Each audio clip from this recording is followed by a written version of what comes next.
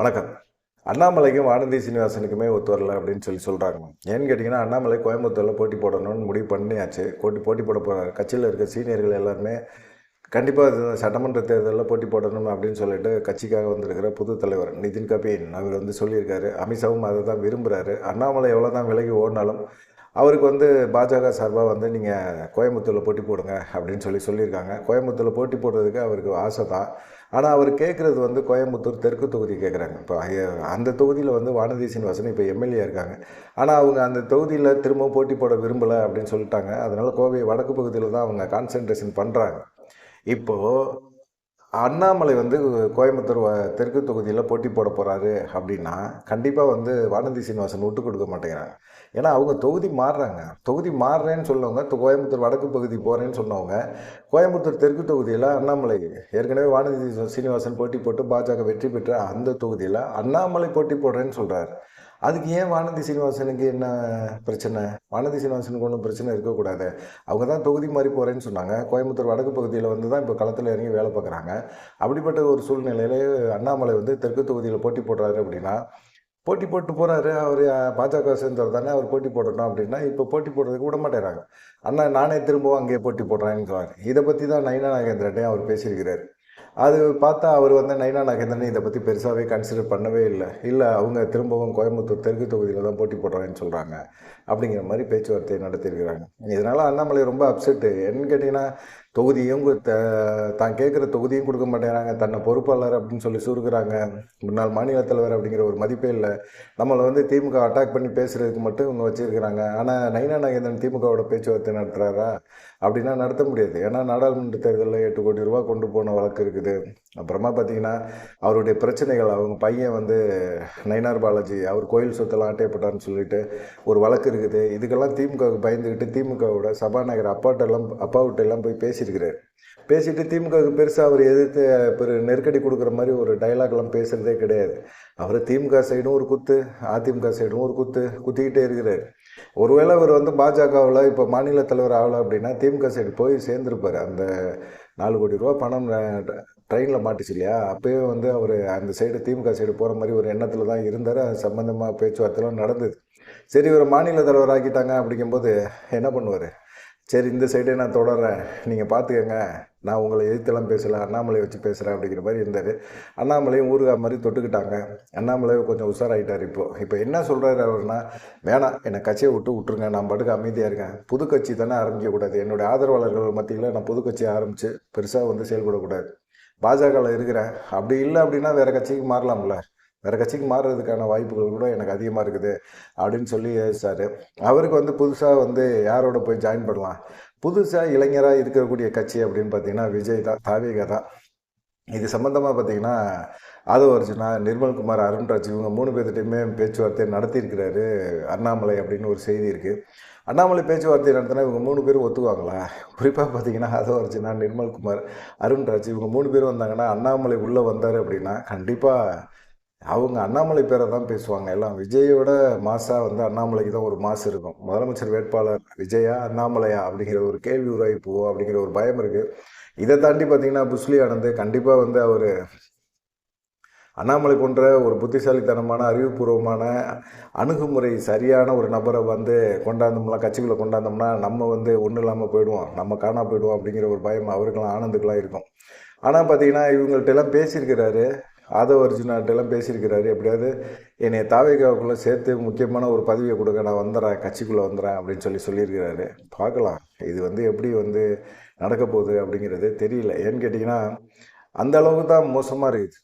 அண்ணாமலை ஒழிச்சு கட்டணும், அண்ணாமலைக்கான முக்கியத்துவத்தை கொடுக்கக்கூடாதுன்னு பாஜக சொல்லும்போது அவருக்கு ஒரு அரசியல் வேணும், அவர் சார்ந்தவங்களுக்கு ஒரு அரசியலை கொடுக்கணும் அப்படின்னம்னா கண்டிப்பாக அவர் தாவேகா சைடு போகிறது நல்லது தான் அப்படின்னு தோணும்.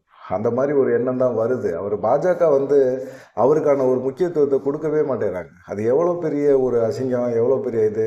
அவர் திமுக எதிர்த்து செய்தியாளர் சந்திப்பில் பேசணுங்கிறதுக்காக மட்டும்தான் அவரை பயன்படுத்துகிறாங்க. மற்றபடியெல்லாம் பெருசாக அவரை பயன்படுத்தவே இல்லை அப்படிங்கிற மாதிரி சொல்கிறாங்க. ஒருவேளை தாவேகா சைடு அண்ணாமலை போகிறதுக்கு வாய்ப்பு இருக்கா அப்படிங்கிறது சந்தேகம்தான். அவ்வளோ தூரம் சீக்கிரத்தில் தாவேகா சைடு போக மாட்டார் அப்படிங்கிற மாதிரி தான் சொல்கிறாங்க. சரி, இன்னொரு விஷயம் சசிகலா திடீர்னு பார்த்தீங்கன்னா ஜீவிதா நாச்சியார் அப்படிங்கிறவங்க வந்து அம்மா மக்கள் முன்னேற்ற கழகத்துலேருந்து போய் சசிகலாவோட போய் சேர்றாங்க. சேர்ந்துட்டு அவங்க இது பண்ணுறாங்க. என்னப்பா இது அப்படிங்கிற மாதிரி இருக்குது. எல்லாருமே யோசிக்க ஆரம்பிச்சிட்டாங்க. காரணம் என்னென்னா, சசிகலா சிறையில் இருக்கும்போது கூட பார்த்திங்கன்னா அவங்களுக்கு வந்து ஆதரவாக செயல்பட்டது டிடிவி தினகரன் தான். சித்தி சித்தின்னு தான் சொல்லிக்கிட்டே இருப்பார். எப்பவுமே சித்தி தான் அவங்களுக்கு. ஆனால் அவங்களுக்கு வந்து முக்கியத்துவம் கொடுத்தாரு. அவங்க சிறையிலேருந்து வெளியே வரும்போது கூட பார்த்திங்கன்னா மிகப்பெரிய ஒரு மாசான ஒரு கும்பலை காட்டி அதிமுகவை திரும்பி பார்க்க வைக்கிறார். தமிழ்நாடு ஸ்தம்பித்திக்கிற அளவுக்கு வந்து ஒரு கும்பலை காட்டி மாஸ் காட்டினார். அவங்க பெங்களூர்லேருந்து வர வரைக்கும் பார்த்திங்கன்னா ஒரு மாசை காட்டி ஏற்பாடு பண்ணார். சசிகலா இல்லாமல் ஒன்றுமே பண்ண முடியாதா அப்படிங்கிற மாதிரி ஒரு இதில் இருந்தாங்க. ஆனால் அதை வந்து பயன்படுத்தி சசிகலா ஏதாவது பண்ணுவாங்க அப்படின்னு எதிர்பார்த்தாங்க. ஒன்றுமே பண்ணலை. அதுதான் டிடிவி தினகரனுக்கு கூட இருந்த திவாகரன் இவங்க போன்ற நபர்கள் கூட மிகப்பெரிய அளவில் பெருசாக அவங்களுக்கு சப்போர்ட்டாக பண்ணல. எடப்பாடி பழனிசாமியும் சரி, ஓபிஎஸும் சரி சேர்ந்து சசிகலா டிடிவி தினகரன் எதிராக துரோகம் பண்ணும்போது கூட அவர் டிடிவி தினகரன் வந்து சித்தியை விட்டு கொடுக்காம தான் அவர் பேசினார். ஆனால் அவர் வந்து சிறையிலேருந்து வெளியே வந்தபோதும் பார்த்திங்கன்னா அவர் தான் மும்முரமாக செயல்பட்டார். அதுக்கப்புறமா வந்து இவங்க ஏதாவது ஒரு நடவடிக்கை எடுப்பாங்க அப்படின்னு ஒன்று எதிர்பார்த்தாரு. அவங்க ஒன்றுமே செய்யவே இல்லை.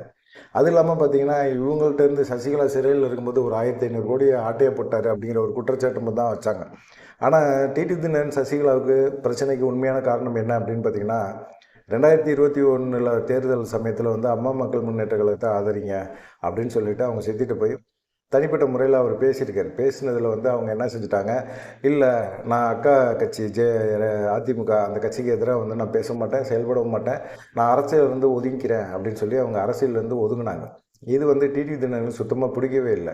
இதுக்கு மறைமுகமாக பின்னாடி வந்து திவாகரன் இருந்தார் அப்படிங்கிற ஒரு எண்ணம் அவருக்கு இருக்குது.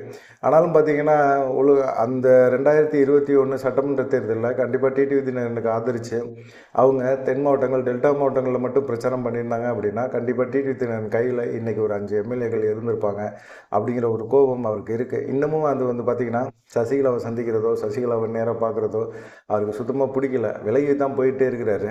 இப்போ பார்த்திங்கன்னா திடீர்னு நாங்கள் வந்து தனியாக கட்சி ஆரம்பித்து கூட்டணி தொடர்பான பேச்சுவார்த்தை நடத்துகிறோம் அப்படிங்கிற மாதிரி அவங்க களத்தில் இறங்கி செயல்படுறாங்க. அப்படிங்கும்போது அதையும் வேறு மாதிரி பார்க்க வேண்டியதாக இருக்குது. இப்போ திடீர்னு அவங்க எப்படி கட்சி ஆரம்பித்து இது பண்ண போகிறாங்க, அம்மா அதிமுக அப்படின்னு ஒரு கட்சி ஆரம்பிக்க போகிறாங்க அப்படிங்கிற மாதிரி எல்லாம் சொன்னாங்க. அதெல்லாம் இனிமேல் கட்சி ஆரம்பித்து இனிமேல் வந்து உறுப்பினர் சேர்த்து அதெல்லாம் ஒன்றுத்துக்கு ஆகாது. ஏற்கனவே திவாகரன் வச்சிருக்கிறார் ஒரு கட்சி, அண்ணா திராவிட கழகம் அப்படின்னு சொல்லிட்டு ஒரு கட்சி வச்சுருக்காரு. அந்த கட்சியை வந்து அப்படியே வந்து கண்டினியூ பண்ணுற மாதிரி தான் சசிகலா நினச்சிருக்காங்க. அதனால தான் பார்த்திங்கன்னா இப்போ அவங்க தூக்குற ஆளுங்கள் பார்த்திங்கன்னா இவ்வளவு நன்றி கடனாக இருந்த டிடிவி தினகரன் கட்சியில் இருக்கிற முக்கியமான நபர்களை தூக்குறாங்க. அதை தாண்டி அவங்க எடப்பாடி பழனிசாமி டீம்கிட்ட இருக்கிற எம்எல்ஏக்களை அவங்க தூக்குனாங்க, காசை கொடுத்து அந்த சைடு இந்த சைடு கொண்டு வந்தாங்கன்னா அது ஒரு புத்திசாலித்தனம். டிடிவி தினகரன்ட்டு தூக்குறது இது என்ன, இது சொந்தக்காரங்கிட்டே இருந்து சொந்தக்காரன் உதவி செஞ்ச சொந்தக்காரன் முதுகுலையே குத்துறதா? ஓபிஎஸ் வந்து தர்மத்தை யாருக்கு எதிராக பண்ணார், அப்புறம் ஓபிஎஸ் யாரோட போய் சேர்ந்தார், எடப்பாடி பழனிசாமியும் ஓபிஎஸும் சேர்ந்து யாருக்கு எதிராக பேசினாங்க. அப்பையும் டிடிவி தினகரன் சசிகலாவுக்கு எதிராக தான் இருந்தாங்க. சரி, TTV Dhinakaran OPS TTV Dhinakaran இவங்கெல்லாம் சேர்ந்த பிறகு எடப்பாடி பழனிசாமிக்கு எதிரானாங்க. அப்புறமா பார்த்தீங்கன்னா இப்போது டிடிவி தினகரன் எடப்பாடி பழனிசாமி ஒன்றாயிட்டாங்க, சசிகலாவுக்கு எதிராக நிற்கிறாங்க, ஓபிஎஸ்க்கு எதிராக நிற்கிறாங்க. அப்படியே சுழற்சியாக மாறிக்கிட்டே இருக்குது. இவங்க எப்போ தான் ஒற்றுமை ஆவாங்க அப்படிங்கிற மாதிரி தான் ஒரு எண்ணம் இருக்குது. இந்த மாதிரி ஒரு கேம் வந்து விளாண்டுக்கிட்டே இருக்கிறாங்க.